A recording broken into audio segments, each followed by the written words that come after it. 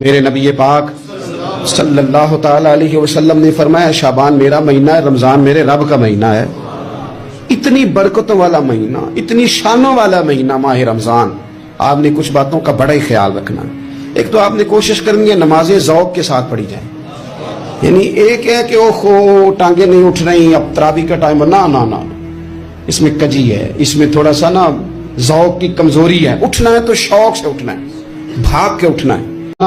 ذوق کی کمزوری ہے، اٹھنا ہے تو شوق سے اٹھنا ہے، بھاگ کے اٹھنا ہے۔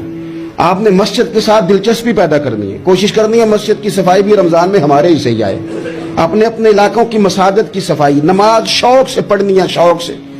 آپ نے رمضان المبارک میں کوشش کرنی ہے کہ آپ یہ کہیں کہ زیادہ سے زیادہ میں نہ دوسروں کو نواز سکوں، میں نہ چپکے سے پہنچوں کسی غریب تک، خود سے جاؤں اور رمضان سے پہلے جاؤں۔